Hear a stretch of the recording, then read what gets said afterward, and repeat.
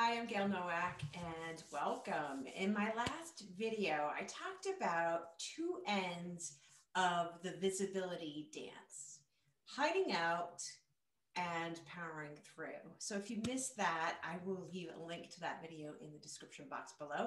But today we're going to talk about powering through and we're going to dive deeper into that. So, while it's true that sometimes the fear we feel is simply just that old brain, um, response to protect ourselves, and it's not real, and it's a holdover from, you know, prehistoric days, they call it reptilian brain. That doesn't mean that we always are supposed to disregard and push against our own fear, because there may be a warning or a message, or you may need to pause first in order to address something before moving forward. And if you're consistently going against your body's signals that something's off, you may actually be causing yourself and your business harm. So I want to share a personal example with you. So if you saw some of the other videos, definitely be sure to go back and check that out because this will make more sense. But if you did see the previous video, I talked about the first time I was ever on stage. And today I want to talk about my first speaking appearance as a business owner. Now, that happened in 2015, and it actually felt very much like the first time I was on stage when I was 6 years old. So, as I walked on stage for my first speaking gig as a business owner, and I scanned across the audience of 40 other women entrepreneurs, the lights went out. The lights went out. And my body froze in the middle of the stage. My mind, however, was racing. I remember thinking, oh shit, now what? Now what? Now what? Now what?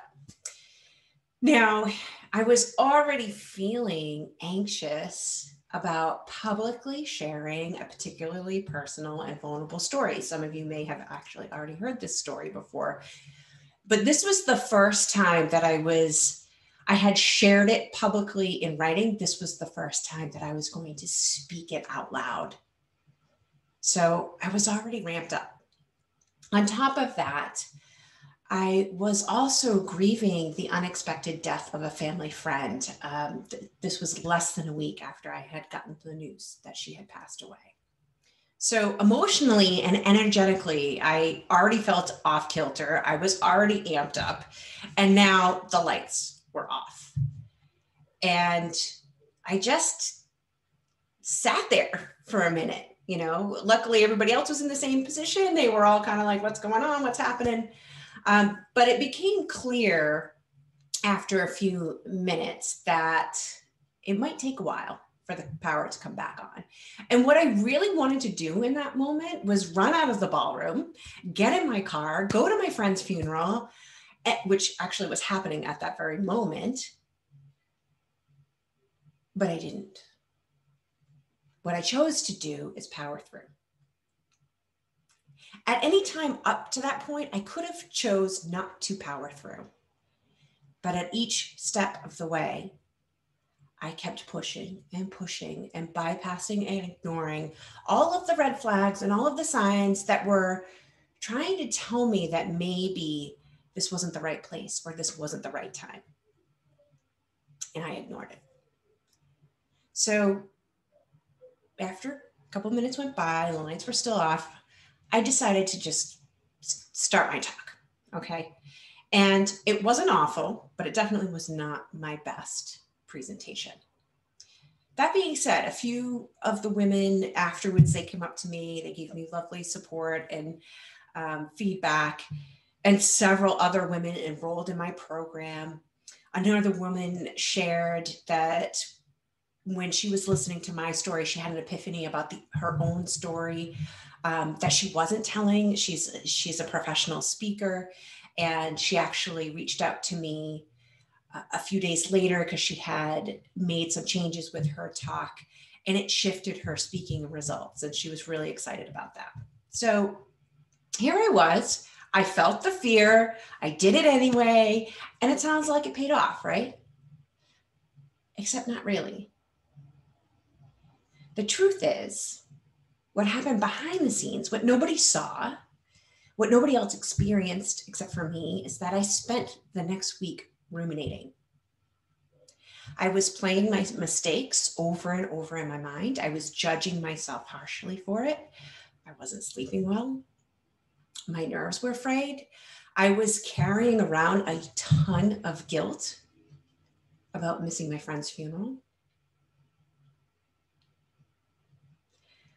I was blinded by all the ways that I'd screwed up, that I thought I had screwed up.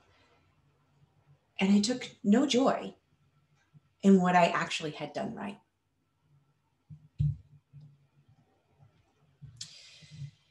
So with a little time and distance from that first speaking gig, I realized that it felt oddly familiar. You know, it felt like that first time on stage.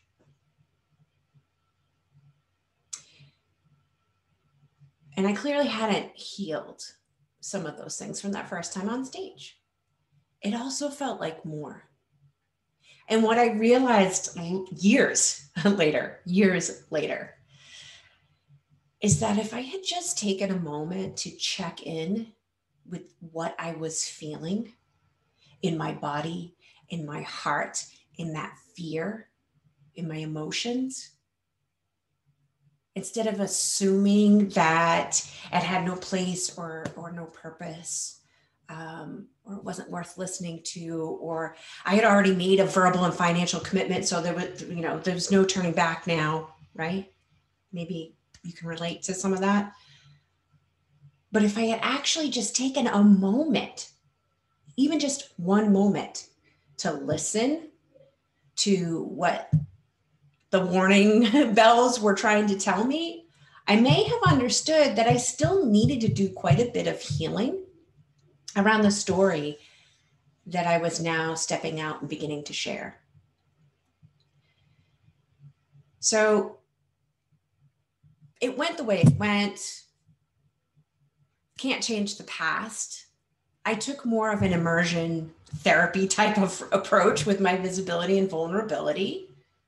And, it sort of worked out, except that it wasn't the only way. And it may not have been the best way. Certainly not for me, and probably not for my audience. But at that time, I believed that pushing through would get me where I wanted to be.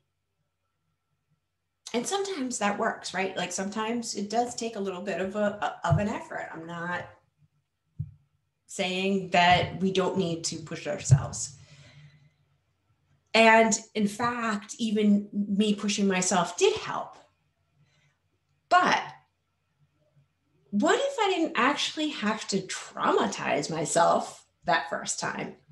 Or I didn't have to traumatize myself a little less the next time, and a little less the next time. In the long term, that initial fear and stress actually led me to limiting the amount of times that I was willing to speak each year. And that naturally limited my growth, because speaking actually tends to be a really effective client attraction strategy for me. But it just caused so much stress and anxiety for me that I could only stand to do it a few times a year. So what would have been possible had I been speaking from a place of wholeness, a place of feeling confident, feeling good, feeling healed, and I was doing that 12 times a year? Or maybe I could have still only spoken 3 or 4 times a year, but impacted 3 to 4 times more people and felt far more ease and joy around it. So what about you? Have you ever had a visibility experience like that, one in which you bypassed all of the negative feelings, all of the red flags, all of the warning bells, even had moderate success, yet you were still left feeling worried, sad, angry, disappointed, maybe even experiencing physical symptoms like headaches, insomnia, chest pain, nausea. Would you choose to power through if you knew a way that would work for you better? I'd really love to know. So leave me a comment below and let me know if you can relate to this experience, if you've gone through something similar to this before, and if there was a different way, what would you do? Would you choose a better way? Would you choose the same way? Why or why not?